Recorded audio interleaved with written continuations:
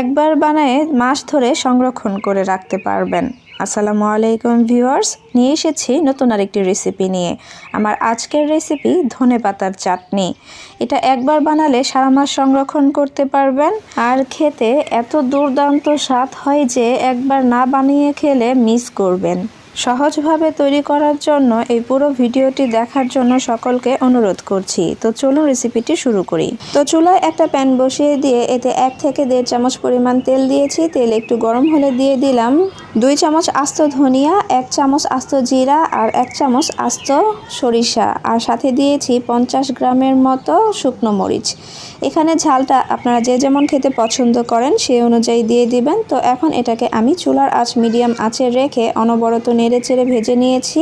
ভাজতে ভাজতে যখন একটা সুন্দর ঘ্রাণ বের হবে তখন বুঝে নিতে হবে হয়ে গিয়েছে। এটাকে তখন নামিয়ে নিতে হবে আর নামিয়ে ঠান্ডা করে নিতে হবে। এখন একটা ব্লেন্ডার জার নিয়ে এতে ঠান্ডা করে রাখা যে শুকনো মরিচ, ধনিয়া, সরিষা আর জিরা সেটাকে দিয়ে দিতে হবে।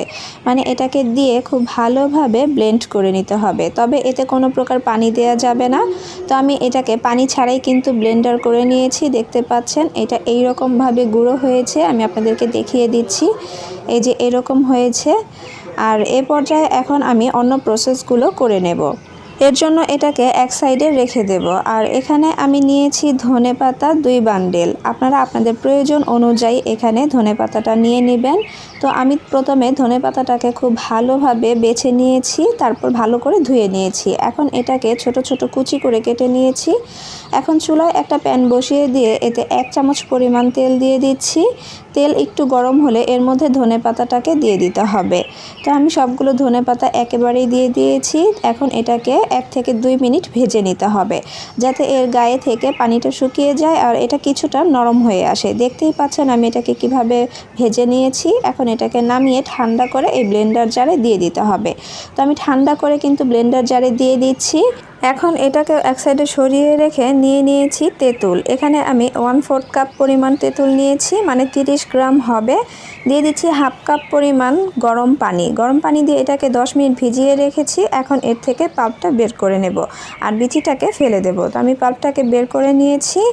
এখন এই তেঁতুলের পানিটাকে ধনেপাতার মধ্যে দিয়ে দেব। দিয়ে এটাকে খুব ভালোভাবে ব্লেন্ড করে নিতে হবে যাতে একটা সুন্দর পেস্ট তৈরি হয়ে যায়। এখন একটা কথা বলে রাখি, এখানে তেঁতুল কতটুকু টক তার উপরে নির্ভর করে তেঁতুলটাকে নিয়ে নেবেন। বেশি হলে কম নেবেন আর কম হলে বেশি নিতে হবে। আর এখানে আমি এটাকে পেস্ট তৈরি করে নিয়েছি, মানে ব্লেন্ডার করে নিয়েছি। এখন চলে যাব চুলায়। চুলায় একটা প্যান বসিয়ে দিয়ে এতে 3 থেকে 4 চামচ পরিমাণ তেল দিয়ে দিতে হবে। এখানে একটু বেশি পরিমাণ তেল দিতে হবে। তেল একটু গরম হলে দিয়ে দিলাম 1 চামচ আস্ত সরিষা আর 6টি শুকনো মরিচ। সাথে দিয়ে দিচ্ছি ছোট বড় মিলিয়ে কিছু রসুনের কুয়া। এখানে রসুনের কুয়াটা আন্দাজ অনুযায়ী দিতে হবে, যেমন আপনি পছন্দ করবেন সেই অনুযায়ী। কমও দিতে পারেন আবার একটু বেশিও দিতে পারেন। তো আমি আমার পছন্দ অনুযায়ী দিয়ে এটাকে কিছুক্ষণ ভেজে নিচ্ছি।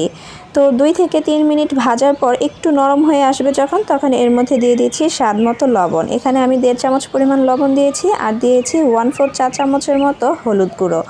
দিয়ে এটাকেও 1 থেকে 2 মিনিটের মতো ভেজে নিতে হবে। আর চুলার আঁচ বরাবরই মিডিয়াম আঁচে রেখে এটাকে ভেজে নিতে হবে। ভাজা হয়ে গেলে এর মধ্যে তৈরি করে রাখা পেস্টটা দিয়ে দিতে হবে, মানে ধনেপাতার পেস্ট। দিয়ে এটাকে কিছুক্ষণ নেড়েচেড়ে রান্না করে নিতে হবে।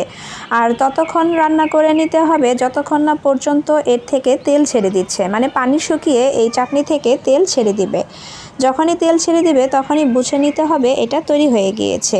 এই পর্যায়ে নামিয়ে গরম গরম পরিবেশন করতে পারেন। ভাতের সাথে, খুদের ভাতের সাথে, যে কোনো কিছুর সাথে এটাকে পরিবেশন করতে পারেন। তো দেখতেই পাচ্ছেন দেখে কতটা লোভনীয় লাগছে। আর এভাবে তৈরি করে এয়ারটাইট বক্সে রেখে নর্মাল ফ্রিজে 1 মাস পর্যন্ত সংরক্ষণ করতে পারবেন।